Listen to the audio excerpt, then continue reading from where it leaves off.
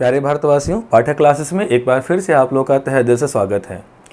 दोस्तों, अभी हम लोग सीजीएल मेंस का सेट प्रैक्टिस के पार्ट को लेके चल रहे हैं और लास्ट वीडियो में मैंने आपको ज्योमेट्री का सारा क्वेश्चंस जो 2019 के सीजीएल मेंस में आया हुआ है उसे कंप्लीट किया था। और आज के इस वीडियो में मैं आपको परसेंटेज और प्रॉफिट लॉस के सारे क्वेश्चंस को डील करूँगा बच्चों। और बहुत जल्द इस पूरे सेट को कंप्लीट करने के बाद मैं चैप्टर वाइज भी प्रैक्टिस करवाना आपको स्टार्ट करूंगा और चैप्टर को पढ़ाऊंगा भी। और यदि बच्चों मेरे बताए हुए सवालों में कोई ऐसा सवाल जो आपको लगता हो कि इससे कुछ और बढ़िया तरीका जो मैंने बताया है उससे और बढ़िया तरीका हो सकता है, तो आप उसे हमारे कमेंट बॉक्स में ज़रूर डील करें बच्चों। यदि कुछ सीखने को मिलेगा मुझे तो ये मेरे लिए सौभाग्य की बात होगी। तो चलिए बच्चों स्टार्ट करते हैं हम लोग अपने पहले सवाल से। दोस्तों, पहला सवाल कहा गया है कि मैं पहले परसेंटेज वाले पार्ट को डील कर रहा हूँ बच्चों, उसके बाद प्रॉफिट लॉस को डील करूँगा।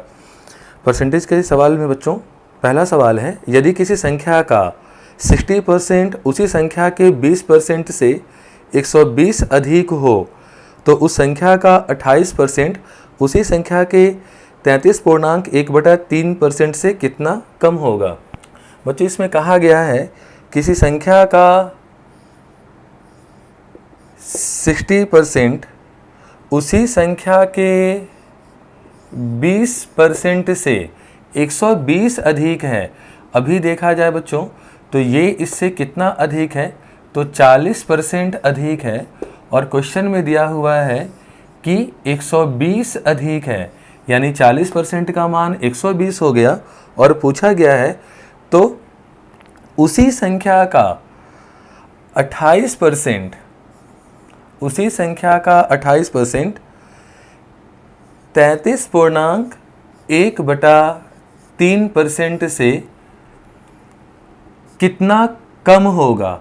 तो बच्चों यहाँ अगर देखा जाए तो ये इससे कितना कम है, इसमें माइनस करूँगा इसे तो 5/1/3% आएगा। और इसका मान कितना है यही जानना है। तो 40% का मान 120 है बच्चों, जो 3 गुना है, इसलिए इसका भी मान 3 गुना होगा। 5 का 3 गुना 15 और 1/3 का 3 गुना 1 होगा, यानी 15 और 1 16 हो जाएगा।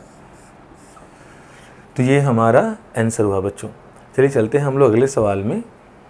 बच्चों, अगला सवाल है, एक क्लास में कुल विद्यार्थियों की संख्या में से लड़कियों की संख्या 83/1/3% है और शेष लड़के हैं। यदि इस क्लास में 60% लड़के और 80% लड़कियां उपस्थित हों तो कक्षा में कुल विद्यार्थियों में से कितने प्रतिशत विद्यार्थी अनुपस्थित हैं। बच्चों, यहाँ पे सबसे पहले टोटल लड़कियों का परसेंटेज दिया हुआ है 83/1/3%। 83 3 जा 2, 49 + 1 250/3 और परसेंट हटाएंगे बच्चों तो नीचे में 100 आएगा। आप इसे सॉल्व करोगे तो फ्रैक्शन वैल्यू 50 से ये 5 टाइम्स में, ये 2 टाइम्स में 5/6 आ जाएगा। ये लड़कियों का परसेंटेज है या फिर ये लड़कियों का हिस्सा है। 5/6 हिस्सा। 5/6 हिस्सा का मतलब होता है बच्चों कि अगर टोटल 6 हिस्सा है तो उसमें से लड़कियां 5 हिस्सा हैं, गर्ल्स जो हैं वो 5 पार्ट हैं। अगर 6 हिस्सा में से 5 हिस्सा लड़कियां हैं तो बाकी जो बॉयज़ बचेंगे वो 1 हिस्सा होंगे। तो 5 हिस्सा लड़कियों का है और 1 हिस्सा लड़कों का है। और अब कहा जा रहा 60% लड़के प्रेजेंट हैं और हमसे पूछा जा रहा है एब्सेंट का परसेंटेज। बच्चों, अगर लड़कों में 60% लड़के यदि प्रेजेंट हैं तो कोई भी नंबर अपने आप का 100% होता है। लड़कों का 60% प्रेजेंट है तो लड़कों का 40% एब्सेंट होगा और एक का 40% 0.4 होता है। और लड़कियों का 80% प्रेजेंट है। बच्चों, अगर लड़कियों का 80% प्रेजेंट है तो लड़कियों का 20% एब्सेंट होगा और हमें एब्सेंट की ही संख्या निकालनी है, इसलिए 5 का 20% 1 होगा। कुल मिलाकर 1 लड़की एब्सेंट है और 0.4 लड़का एब्सेंट है। कुल मिलाकर एब्सेंट की संख्या 1.4 होगी। चूँकि इसका परसेंटेज निकालना है बच्चों, और परसेंटेज निकालने के लिए जिसका परसेंटेज मान निकालना हो उसे ऊपर रखा जाता है और टोटल वैल्यू जिससे कंपेयर होता है वो नीचे की ओर आता है। तो यहाँ टोटल बच्चों का हिस्सा कितना है? 6 हिस्सा, 5 हिस्सा लड़कियाँ, 1 हिस्सा लड़के, कुल 6 हिस्सा। और किसी भी फ्रैक्शन को परसेंट में बदलने के लिए 100 से मल्टीप्लाई किया जाता है। पॉइंट हटाया, नीचे में 10 गया, ये 2 से 7 टाइम्स में, ये 3 टाइम्स में, 7 10 जा 70/3% हो जाएगा, 70/3%। चलिए हम लोग चलते हैं बच्चों अगले सवाल में। चलिए बच्चों अगला सवाल है, ए अपने इनकम का 65% खर्च करता है, उसकी आय में 20.1% की वृद्धि हुई है, जबकि उसके व्यय में 25% की वृद्धि हुई है, उसके बचत में कितने % की वृद्धि या कमी होगी? बच्चों आप इस सवाल को कई तरीके से बना सकते हैं, इसमें से 3 तरीका काफ़ी अच्छा होगा। एक, जब कोई चीज़ रेशियोज़ में दिया रहे और उसके परसेंटेज का बात किया जाए तो बॉक्स के नियम से आसानी से बनाया जा सकता है। दूसरा, आप इस सवाल को एलिगेशन के नियम से ही बना सकते हैं, और तीसरा आप इस सवाल को एवरेज के नियम से ही बना सकते हैं। तो चलिए बच्चों तीनों नियम को देखते हैं।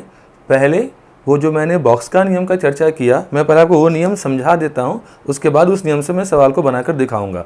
मान लिया बच्चों कि एक आदमी के पास टोटल 1 लाख रुपए है। माना किसी आदमी के पास टोटल 1 लाख रुपए है। यदि वो इस रुपए को 5 लोगों में A, B, C, D, E 5 लोगों में 1:2:1:3:2 के रेशियो में बांट दिया। इस पैसे को इस रेशियो में बांटा और इन आदमियों को जो पैसा मिला, इन लोगों ने उस पैसे को कुछ परसेंटेज इंटरेस्ट पे किसी और आदमी को दे दिया। माना पहला आदमी किसी आदमी को दे दिया है 5% के इंटरेस्ट पे, दूसरा आदमी दे दिया है 3% के इंटरेस्ट पे, ये दे दिया है 2% के इंटरेस्ट पे, ये दे दिया है 4% के इंटरेस्ट पे, और ये दे दिया है 10% के इंटरेस्ट पे। चूंकि इंटरेस्ट रेट सालाना होता है तो ये हर आदमी 1 साल समाप्त हो जाने के बाद इस पैसे का इतना % ये देगा, और हमें जानना है ये जो इंटरेस्ट मिला साल के अंत में वो इस टोटल पैसे का कितना % होगा। तो बच्चों कितना % होगा, टोटल पैसे का कितना % होगा?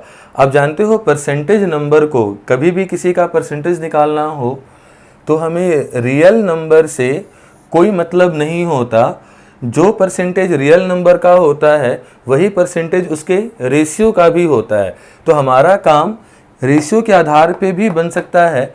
तो हम टोटल 1 लाख लेकर नहीं चलते बच्चों, हम लोग टोटल लेकर चलेंगे 1 2 3 1 4 3 7 2 9।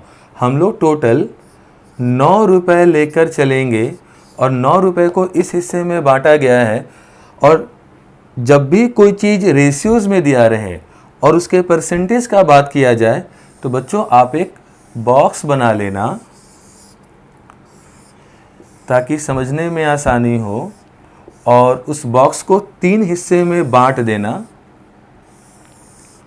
ऊपर वाला हिस्सा में रखेंगे हम लोग रेशियो मान जो आपको दिया हुआ है, बीच वाले हिस्से में रखेंगे हम लोग परसेंटेज मान, और नीचे में इनको मल्टीप्लाई करके लिखेंगे हम लोग।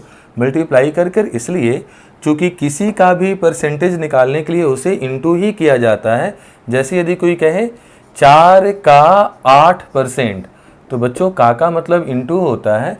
तो परसेंटेज निकालने के लिए चूँकि मल्टीप्लाई ही करना होता है इसलिए हम लोग मल्टीप्लाई कर नीचे लिखेंगे। आप इंटू करके नीचे लिख दो 10 2 जा 20, 4 3 जा 12, 2 1 जा 2, 2 3 जा 6, 5 1 जा 5। ये टोटल हिस्सा होता है बच्चों। तो ये निकालने के लिए आप इन टोटल नंबर को ऐड कर लेना। 20 और 12 32 और 2 34, 6 40 और 5 45। अब बच्चों नीचे का नंबर निकालना हो तो ऊपर वाले को मल्टीप्लाई किया जाता है। तो जब बीच का नंबर निकालना होगा, जब भी आपको बीच का कोई नंबर निकालना होगा तो आप नीचे वाले को ऊपर से डिवाइड करना, बीच का मान परसेंटेज में निकालना है बच्चों, तो नीचे वाले को ऊपर से डिवाइड करना। तो यदि आपको बीच का मान निकालना है तो नीचे को ऊपर से डिवाइड करना, यानी 45 को 9 से डिवाइड करूँगा तो वैल्यू कितना मिल जाएगा, 5%।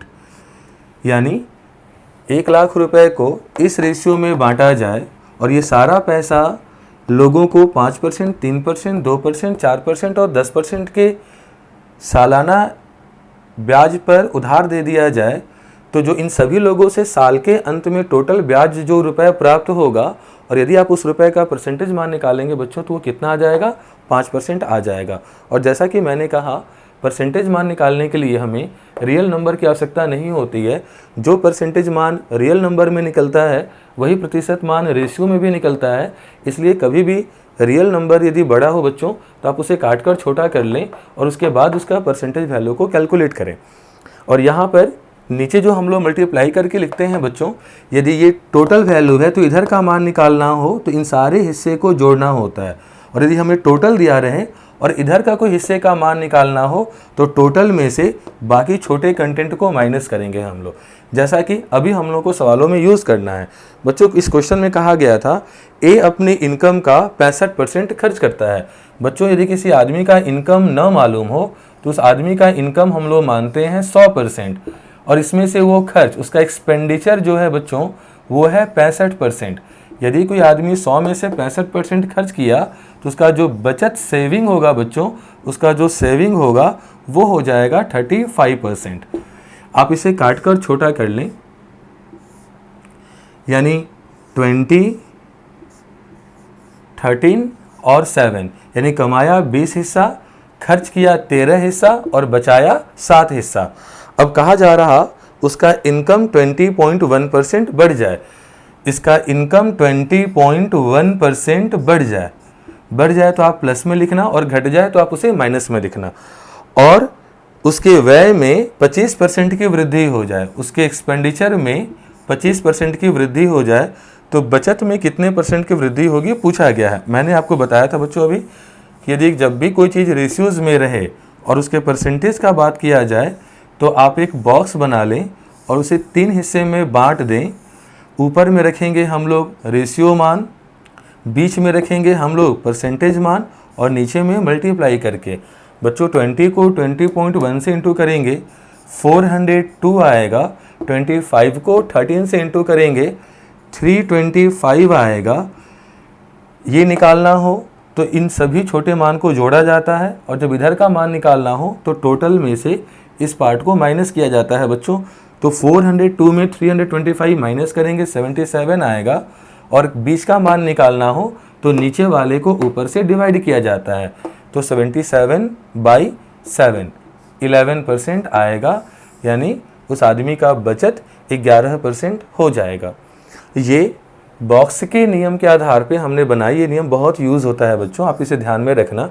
अब चलिए इस सवाल को हम लोग एवरेज के आधार पे भी सीख लेते हैं। एवरेज क्या कहता है बच्चों, ज़रा सा अब चलिए एवरेज वाला कंटेंट मैं आपको यहाँ पे समझा देता हूँ कि एवरेज के आधार पे आप इसे कैसे बना पाएंगे। एवरेज के आधार पे, एवरेज बहुत अच्छा कंसेप्ट होता है बच्चों। मैंने एवरेज चैप्टर्स आपको टाइप वाइज पढ़ाया भी है, आप वीडियोज़ में जाकर उसे जरूर प्रैक्टिस भी कर लेना। बच्चों इस सवाल में आप देखो, यहाँ कहा गया है यहाँ पे कि कमाई में से 65% खर्च किया। यदि उस आदमी का इनकम हमने माना 100% तो एक्सपेंडिचर है 65%, तो उसका जो बचत होगा सेविंग वो हो जाएगा 35%। आप इसे काट कर छोटा कर लो बच्चों, तो आपका यहाँ पे आ जाएगा 20, यहाँ आ जाएगा 13 और यहाँ आ जाएगा 7। अब कहा गया है कि टोटल का इंक्रीज़ है 20.1%, टोटल में 20.1%, जबकि एक्सपेंडिचर में इंक्रीज़ है 25%। ये 20.1%, ये 25%, तो बचत में कितने % का इंक्रीज़ होगा ये पूछा गया है। अब बच्चों आप ज़रा सा बात को समझना, ये टोटल पार्ट है, टोटल पार्ट में 20.1% का इंक्रीज़ है। 20.1% मतलब सबके मान में कुल 20.1% की वृद्धि होनी चाहिए, वो चाहे एक्सपेंडिचर हो चाहे वो सेविंग हो। कुल मान में 20.1% का वृद्धि है, यानी सभी के मान में 20.1% का वृद्धि होगा, तभी जाके टोटल में 20.1 का वृद्धि होगा बच्चों। तो सबका 20.1 होना चाहिए, जबकि इन 13 लोगों को 25 दिया गया है बच्चों। होना चाहिए 20.1 और दिया गया है 25, मतलब कितना ज़्यादा दे दिया गया है इनको, तो 4.9% ज़्यादा दिया गया है। ये 4.9% ज़्यादा कितने लोगों को दिया गया है? 13 लोगों को। 13 लोगों को, मतलब इनको कुल 13 × 4.9 ज़्यादा मिला। 20 लोगों का मान 20.1% इंक्रीज़ है, यानी हर हिस्से में 20.1 का इंक्रीज़ होना चाहिए, जबकि यहाँ इंक्रीज़ 25 का हो गया। कितना ज़्यादा हो गया? 4.9%। तो इसको जो ज़्यादा मिला होगा बच्चों, किसी का तो हिस्सा इसको मिल गया, यानी जिसका हिस्सा इसको मिला उस आदमी का हिस्सा 20.1 से ज़रूर कम हो जाएगा। सभी का 20.1 होना चाहिए, जबकि इसको 25 मिल गया है, 13 लोगों को 25 मिल गया। कितना ज़्यादा मिल गया? 4.9%। इनको ज़्यादा मिला तो किसी का तो हिस्सा इनको मिल गया होगा। किसका हिस्सा मिला होगा? ये जो लोग बचे हुए हैं, इन्हीं का जो हिस्सा है काट कर इनको दिया गया है। तो इनके हिस्से में 20.1 नहीं आएगा, बल्कि कमी आ जाएगी। कितने की कमी आ जाएगी? तो जितना इनको ज़्यादा दिया गया उतने की ही कमी आ जाएगी। इन लोगों को कुल कितना ज़्यादा दिया गया? 4.9% × 13। ये कितने लोगों के हिस्से में से निकाल के दिया गया है? 7 लोगों के हिस्से में से निकाल कर दिया गया है, यानी हर आदमी के हिस्से में से कितने की कमी की गई है? आप इसे डिवाइड करना बच्चों, 0.7 आएगा, और 13 × 0.7% का मतलब हो जाएगा 9.1%, यानी हर आदमी के हिस्से में से 9.1% की कमी की गई है। यह हर आदमी को 20.1 मिलना था, लेकिन हर आदमी के हिस्से में से 9.1% की कमी की गई है। तो 20.1 में से 9.1 माइनस करेंगे बच्चों, तो यहाँ 11% आ जाएगा, यानी इन 7 लोगों का जो बचत का मान है बच्चों, वो कितना आ जाएगा? 11%। मैं एक बार फिर से रिकॉल कर देता हूँ, आप बात को समझना बच्चों, मैं इसे फिर से रिकॉल कर देता हूँ। इनकम का 100%, एक्सपेंडिचर का 65%, तो बचत होगा 35%। रेशियो 20, 13 और 7, माना यहाँ 20 लोग, यहाँ 13 लोग और यहाँ 7 लोग। कुल लोग में 20.1% की वृद्धि हुई। टोटल में 20.1% का वृद्धि तभी होगा जब सारे हिस्से में 20.1% का वृद्धि हो, ये एवरेज कहता है। लेकिन इसमें वृद्धि 25 का हो गया, देना था 20.1 और दे दिया गया 25, मतलब कितना ज़्यादा दे दिया गया है इन लोगों को? 4.9% ज़्यादा दिया गया है। कितने लोगों को? 13 लोगों को। तो बच्चों, इन लोगों को जो भी ज़्यादा मिला होगा, किसी का तो हिस्सा इनको मिल रहा होगा। किसका हिस्सा? जो लोग बचे हुए हैं उन्हीं का हिस्सा, मतलब इसमें जितना ज़्यादा होगा इन लोगों में उतनी ही कमी हो जाएगी। तो इन लोगों को ज़्यादा मिला है इतना, और इतना कमी हो जाएगा कितने लोगों में? 7 लोगों में। चूँकि 7 लोगों ने मिलकर इतना दे दिया है, तो हर आदमी कितना कितना दिया होगा? 9.1%।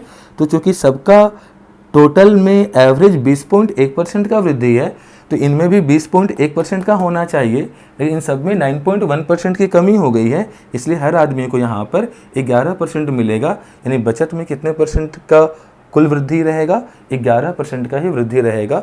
चलिए बच्चों, ये हमने एवरेज के आधार पर चीज़ों को देख लिया। अब एलिगेशन के आधार पर इस सवाल को कैसे बनाना है उसे भी हम लोग देख लेते हैं। चलिए बच्चों, मैं पहले छोटा सा एलिगेशन के बारे में कुछ कंसेप्ट आपको बतला देता हूँ। एलिगेशन बच्चों मिलावट का हिस्सा होता है कि जब भी किसी 2 नंबर को मिलाकर कोई तीसरा बीच का नंबर बनाना हो, जैसे मान लो बच्चों 50 रुपये वाले सामान को 30 रुपये वाले सामान के साथ मिलाकर 35 रुपये वाला सामान बनाना हो, तो किनका कितना कितना हिस्सा लिया जाए, वो हिस्सा जानना ही एलिगेशन कहलाता है। उसके लिए आप इसे क्रॉस करके डिफरेंस लेना बच्चों। तो यहाँ आएगा 5 और यहाँ आ जाएगा डिफरेंस 15, यानी रेशियो आ जाएगा क्वांटिटी का 1:3। यानी 50 रुपये वाला सामान 1 kg लेंगे और 30 रुपये वाला सामान 3 kg लेंगे, तो इसको मिला देने के बाद उसका दाम 35 रुपये वाला सामान हो जाएगा। तो बच्चों यहाँ पर एलिगेशन में देखा जाता है कि बड़ा और छोटा मान ऊपर लिया जाता है और इन दोनों को मिलाकर जो बीच का मान बनाना हो उसे बीच में लिया जाता है। चलिए बच्चों, कभी कभी ऊपर का हिस्सा दिया रहेगा और नीचे हम लोगों को क्वांटिटी निकालना होता है, और कभी कभी क्वांटिटी दिया रहेगा और ऊपर का हिस्सा निकालना होता है। आप हमेशा ध्यान में रखना, ये बीच का नंबर होता है। ऊपर के दोनों नंबर में एक नंबर बड़ा होगा तो दूसरा नंबर हमेशा उससे छोटा ही होगा, क्योंकि एक बड़े और छोटे को मिलाकर हमेशा बीच का ही नंबर बनता है बच्चों।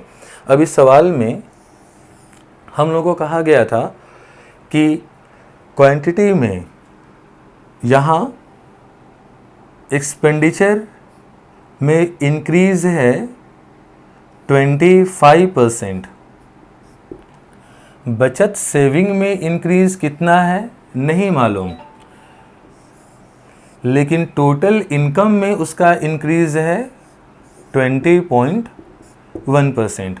तो बच्चों, एक्सपेंडिचर का इंक्रीज, सेविंग का इंक्रीज मिलाकर ही टोटल का इंक्रीज बना होगा। तो दो चीज़ों को मिलाकर जो तीसरा चीज़ बनाया जाता है उसे बीच में रखते हैं हम लोग और नीचे रखते हैं क्वांटिटी वैल्यू। तो एक्सपेंडिचर हमें दिया हुआ था 65%, तो सेविंग हो जाएगा 35%। इन दोनों का क्वांटिटी का रेशियो आएगा 13:7। अब बच्चों, ऊपर के क्वांटिटी को डिफरेंस करने से नीचे हमें क्वांटिटी का रेशियो प्राप्त होता है। तो यदि 25 में से 20.1% माइनस किया जाए तो हमें 4.9% मिलेगा, जबकि रेशियो में उसका मान 7 है। तो यदि 7 का मान 4.9% है बच्चों, जो इसका 0.7 टाइम्स है, यदि यहाँ रेशियो से रियल डिफरेंस 0.7 टाइम्स है तो यहाँ भी रेशियो से जो रियल डिफरेंस होगा बच्चों वो 0.7 टाइम्स होगा, और 13 को 0.7 से इंटू करने पे 9.1% मिलेगा। और जैसा कि मैंने आपको बताया था कि ये बीच का नंबर होता है, यदि एक नंबर इससे बड़ा है तो दूसरा नंबर इससे हर हाल में छोटा ही होगा, और छोटा होगा बच्चों तो ये डिफरेंस होकर आता है। तो इसमें आप इसे माइनस कर दीजिए, 20.1 में 9.1 जाएगा तो 11% आएगा, यानी उसके सेविंग में इंक्रीज 11% का हो जाएगा। ये एलिगेशन नियम है बच्चों, और एलिगेशन नियम भी बहुत काम का होता है और इसे आगे आने वाले चैप्टर्स में हम लोग पढ़ेंगे भी। चलिए चलते हैं अपने अगले सवाल की ओर। चलिए बच्चों, अगला सवाल है 60% सांद्रता वाले 40 लीटर अम्लीय घोल को 80% सांद्रता वाले 35 लीटर अम्लीय घोल में मिलाया जाता है, तो नए घोल में अम्ल की सांद्रता कितनी होगी। बच्चों, आप इसके पहले वाले जो सवाल को हमने 3 तरीके से बनाया, उन तीनों तरीके से आप इस सवाल को बना सकते हो। चलिए हम लोग पहले इसको एवरेज के आधार पे बना लेते हैं, क्योंकि एवरेज के आधार पे बनाना समय हमेशा कम लेता है बच्चों। जैसे यहाँ कहा गया है 40 लीटर वाला 60% और 35 लीटर वाला 80%। आप इसका रेशियो निकाल दो बच्चों, तो 8:7 आ जाएगा, यानी टोटल क्वांटिटी 15 हो जाएगा। तो टोटल में कितना परसेंट वाला सांद्रता बनेगा ये जानना है बच्चों। तो एवरेज कहता है यहाँ 60% मिला सभी को, अगर यहाँ भी सबको 60% ही मिलता तो यहाँ सबका मान 60% ही आता सभी का, लेकिन यहाँ 60 ना मिलकर यहाँ इन लोगों को 80 मिला है। कितना ज़्यादा मिला है? 20% ज़्यादा मिला है। कितने लोगों को? 7 लोगों को। तो जितना ज़्यादा मिला है, एवरेज कहता है कि वो सभी लोगों में बराबर बराबर बांट दिया जाए। बच्चों, अगर यहाँ 60 है और यहाँ भी 60 ही रहता तो यहाँ टोटल में मान 60 ही होता, यहाँ भी टोटल मान 60 ही होता, लेकिन यहाँ 80 मिला है। कितना ज़्यादा मिला है? 20 ज़्यादा मिला है। कितने लोगों को? 7 लोगों को। जो भी ज़्यादा मिला है वो सभी लोगों को बराबर बराबर बांटना होगा। सभी लोग मतलब कितने लोग? 15 लोग। तो यहाँ 15 से डिवाइड करना होगा, तो यहाँ मिल जाएगा हम लोगों को 140/15, यानी कि 9/1/3%। तो 60% में 9/1/3% ज़्यादा मिलेगा, मतलब कुल कितना मिल जाएगा, तो 69/1/3%। तो टोटल में 69/1/3%। यदि आप इस सवाल को एलिगेशन के आधार पे बनाना चाहते हैं बच्चों, तो एलिगेशन के आधार के लिए आप सिंपल सा फॉर्मूला यूज़ कर सकते हो बच्चों। मान लो A% वाला सामान B लीटर और C% वाला सामान D लीटर मिला लिया जाए तो कितना % वाला सामान बनेगा, ये आपको जानना हो बच्चों। यदि आपको इसका x का मान जानना है, नीचे में क्वांटिटी होता है, तो आप सिंपल सा क्या करना, इसे ऊपर इंटू करना A इंटू B, इसे इंटू करना C इंटू D, दोनों को जोड़ लेना बच्चों और दोनों को जोड़कर टोटल क्वांटिटी यानी B प्लस D से डिवाइड कर देना, तो आपको बीच का मान का पता चल जाएगा। जैसे यहाँ क्वेश्चन में कहा गया था कि 60% वाला 40 लीटर और 80% वाला 35 लीटर को मिलाने से कितना % वाला बनेगा बच्चों। तो आप इसके लिए आप इसका पहले चाहो तो रेशियो निकाल लो। ये 8:7 आएगा और जैसा कि मैंने बताया ऊपर इंटू कर लो, तो 68 जा 480 होगा, 87 जा 560 होगा और दोनों को जोड़कर टोटल टर्म से यानी 8 7 15 से डिवाइड कर देना बच्चों। आप दोनों को जोड़कर 15 से डिवाइड करोगे तो 69/1/3% आ जाएगा, जो यहाँ का आंसर होगा। तो आप इस फॉर्मूला के आधार पे बीच वाले का मान निकाल सकते हो बच्चों। चलिए हम चलते हैं अगले सवाल की ओर। बच्चों अगला सवाल है, यदि पेट्रोल की कीमत 19% बढ़ जाती है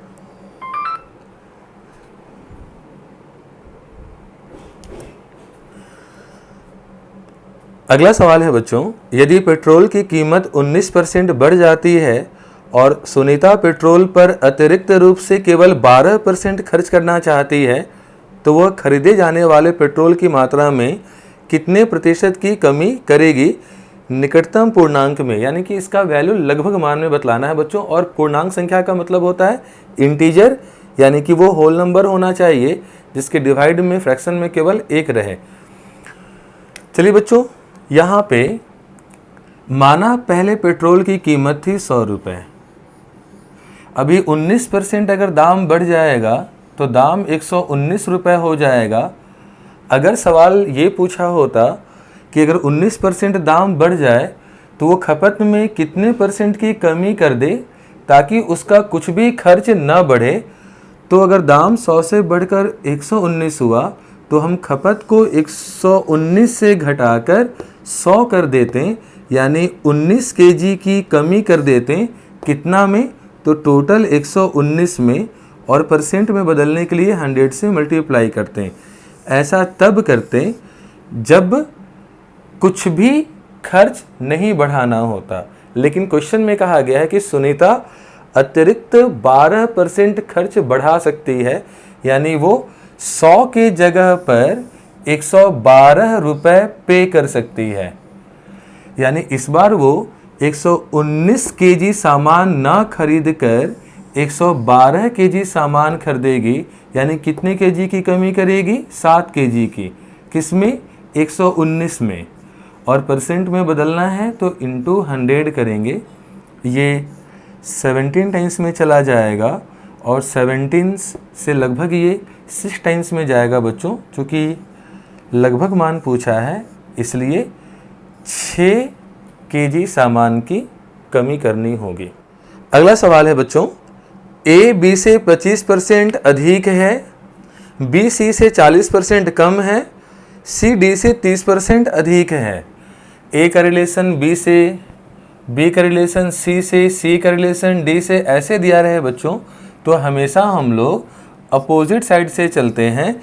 यहाँ कहा गया है कि A B से 25% अधिक है, A 25% अधिक है, बी सी से 40% कम है, बी सी से 40% कम है और सी डी से 30% अधिक है, सी डी से 30% अधिक है। बच्चों कई तरीका हो सकता है इसको बनाने का, जिसमें एक तरीका यदि डी को हम लोग 100 मान लें तो चूंकि सी 30% अधिक है इसलिए सी का मान 130/100 हो जाएगा, और बी चूंकि सी से 40% कम है तो 40% कम यानी इसका 60% हो जाएगा, और ए 25% अधिक है यानी 125/100। मतलब जितना अधिक करने बोलता है 100 में जोड़कर इंटू करते हैं, और जितना कम करने बोलता है उतना 100 में माइनस करके इंटू करते हैं हम लोग।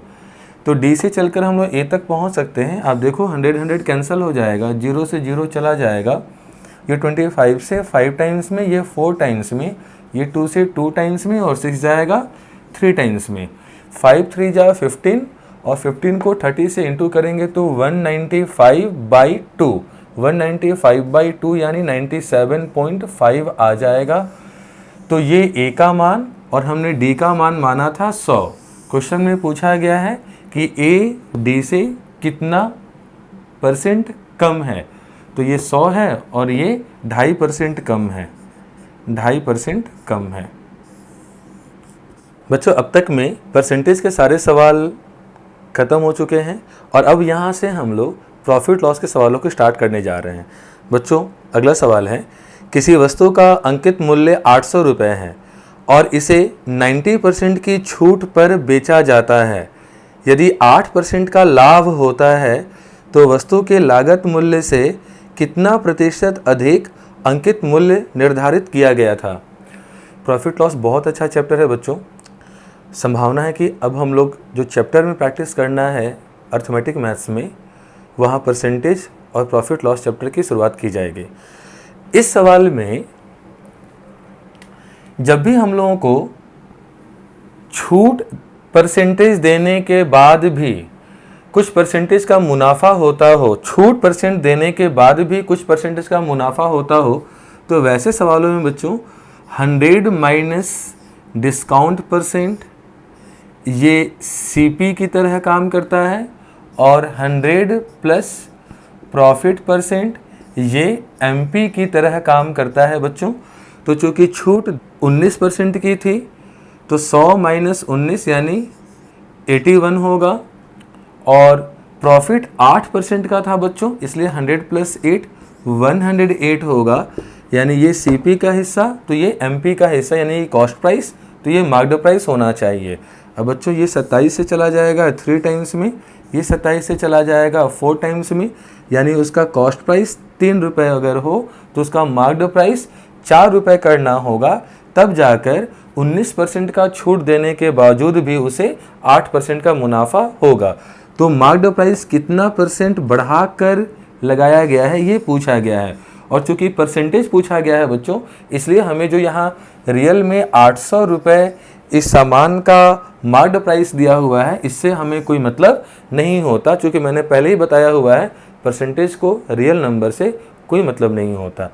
तो 3 रुपये इसका कॉस्ट प्राइस और 4 रुपये मार्क्ड प्राइस, तो कितना बढ़ाकर टैग किया गया है, 1 रुपये बढ़ाया गया। किस में बढ़ाया गया है, 3 रुपये में, और किसी भी फ्रैक्शन को परसेंट में बदलना हो तो इंटू 100 यानी 33/1/3% बढ़ाकर मार्क्ड करना होगा, तब 19% छूट देने के बावजूद भी 8% का मुनाफा होगा। और ये कैसे होता है बच्चों, ये आप लोगों को जब चैप्टर पढ़ाएंगे तो वहाँ अच्छे तरीके से बेस को हम लोग क्लियर करते चलेंगे। चलिए चलते हैं अगले सवाल। अगला सवाल है बच्चों, 2 वस्तुओं को 800 रुपये में बेचने पर एक व्यक्ति को 3 वस्तुओं के लागत मूल्य के बराबर लाभ होता है। लाभ प्रतिशत कितना है। क्योंकि बच्चों यहाँ लाभ परसेंट पूछा है, इसलिए 800 रुपये रियल मान से हमें कोई मतलब नहीं है।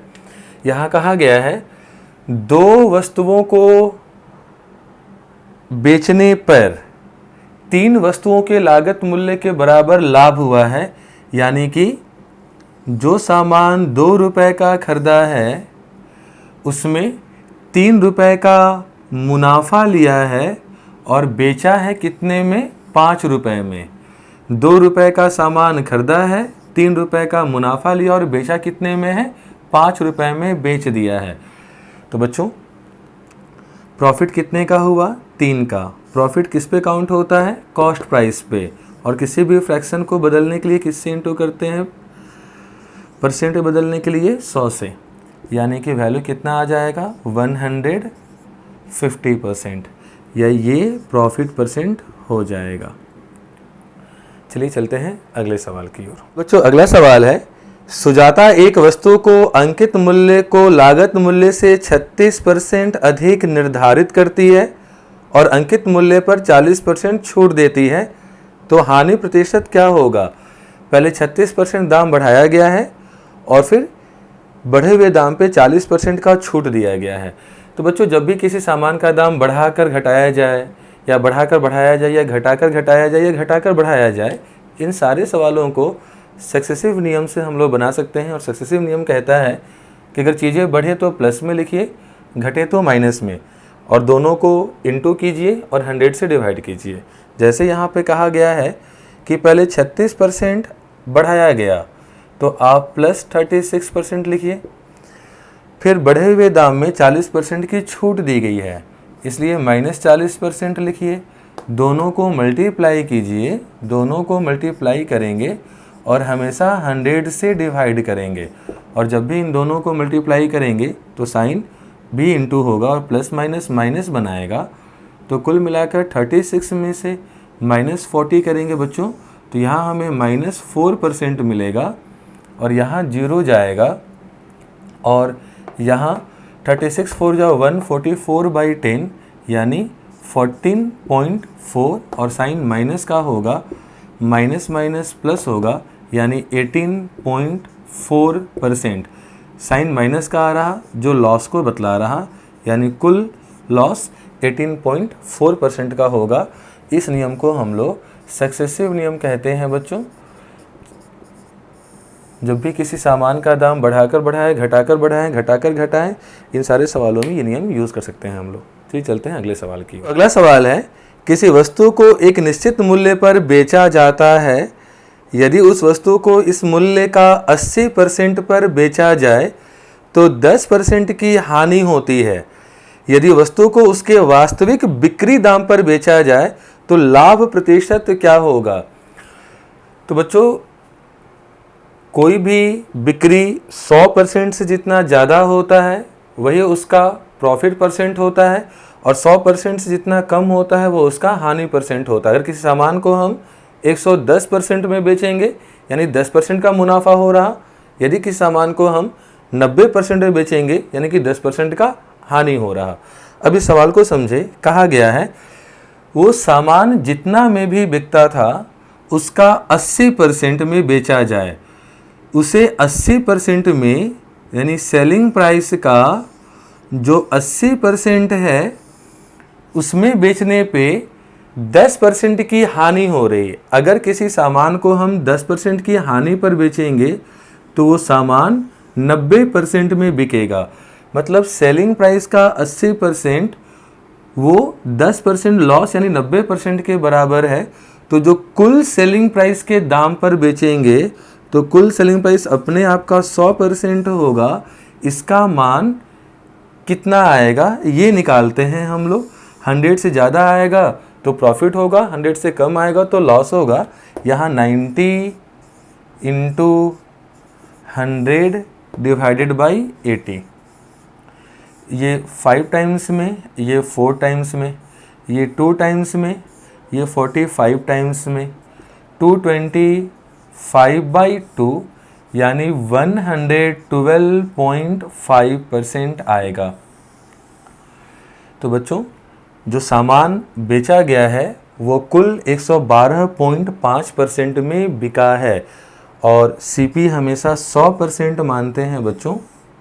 तो 100 से जितना ज़्यादा होगा वही उसका प्रॉफिट मान होगा, यानी कुल प्रॉफिट परसेंट 112.5%। सवाल है बच्चों, एक व्यक्ति किसी वस्तु को उसके लागत मूल्य से 16% कम पर बेचता है। अगर इसे वो 33 रुपये अधिक में बेचता तो उसे 14% का मुनाफा हुआ होता। देखो बच्चों, पहले सामान को बेचने पे 16% का लॉस हो रहा था और जब 33 रुपये बढ़ाकर बेचा तो उसे 14% का प्रॉफिट होने लगा। तो 14% प्रॉफिट और यहाँ 16% का लॉस, कुल अंतर 30% का हुआ। और ये 30% का अंतर इसलिए हुआ क्योंकि वो 33 रुपये दाम बढ़ाकर बेचा, यानी 30% का बदलाव 33 रुपये के कारण हुआ है। 30% का बदलाव 33 रुपये के कारण हुआ है। क्वेश्चन में पूछा जा रहा, यदि 25% का लाभ कमाना हो तो सामान कितने में बेचना होगा। बच्चों, यहाँ प्रॉफिट 25% का कमाने बोला है। किसी सामान का कॉस्ट प्राइस हमेशा परसेंटेज में 100% माना जाता है और यदि 25% लाभ लेकर सामान बेचेंगे तो उसका सेलिंग प्राइस 125% होना चाहिए। तो 33% का मान 33 रुपये है, तो सेलिंग प्राइस 125% का मान जानने के लिए आप क्रॉस इंटू कर दीजिए। ये नीचे डिवाइड में आएगा, 3 से 11 टाइम्स में, 3 से 10 टाइम्स में। आप इसे 11 से इंटू करेंगे तो 5, 7, 3, 1 और बाई 10 है, इसलिए 137.5 रुपीज़ आ जाएगा। यानी 25% का मुनाफा के लिए सामान को 137 रुपये 50 पैसे में बेचना होगा। चलिए चलते हैं अगले सवाल की ओर। तो अगला सवाल है, जब किसी वस्तु को उसके अंकित मूल्य पर बेचा जाता है तो 25% का लाभ होता है।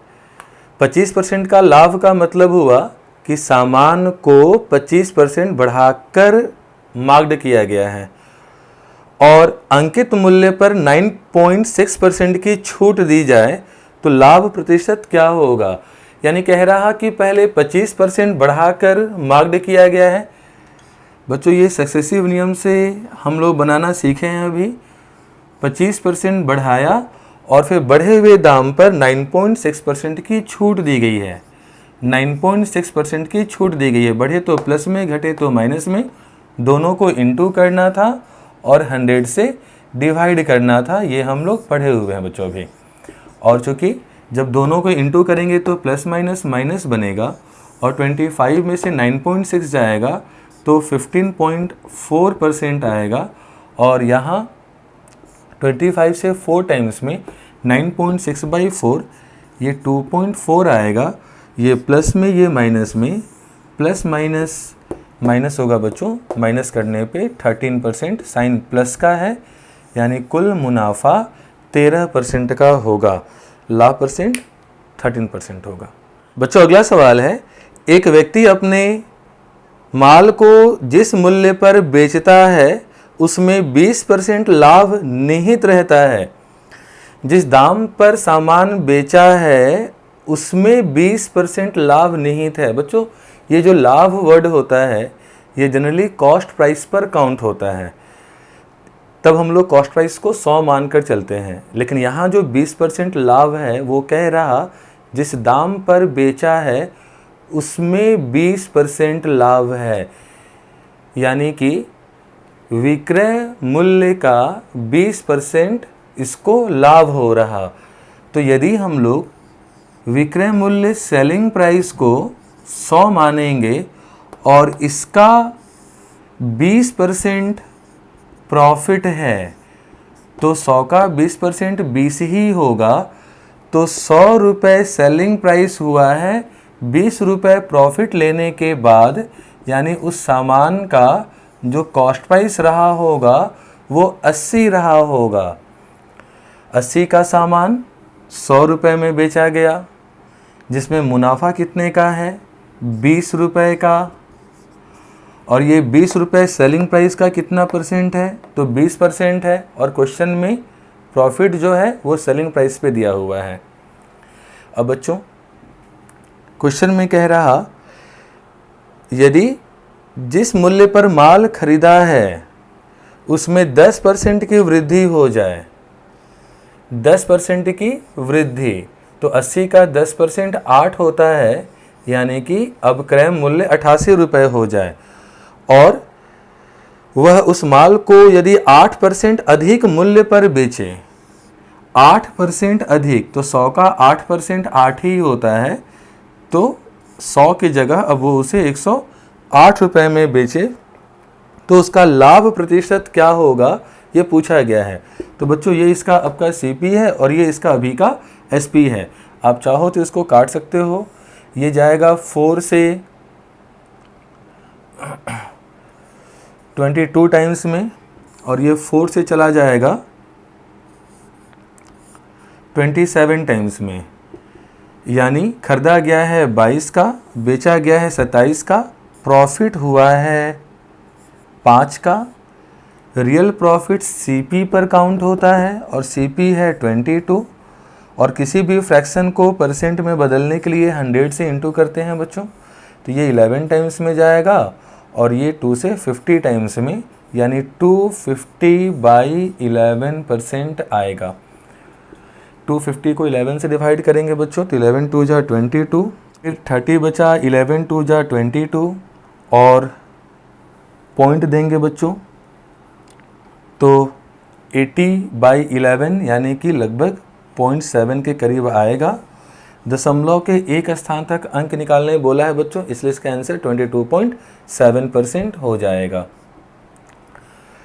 चलिए बच्चों, इस जगह पर ध्यान देंगे, प्रॉफिट जनरली CP पर काउंट होता है, तो हम लोग CP को 100 मान कर चलते हैं, और जब कभी प्रॉफिट सेलिंग प्राइस पर दे दिया हुआ रहे तो वहाँ सेलिंग प्राइस को 100 मान कर चलना चाहिए। चलिए बच्चों, यहाँ तक हम लोग का परसेंटेज और प्रॉफिट लॉस का सारा सवाल खत्म हो चुका है। अब हम लोग अगले क्लास में मिलेंगे, हम लोग नए वीडियो नए टॉपिक के साथ में। तब तक आप लोग स्वस्थ रहें, खुश रहें। धन्यवाद।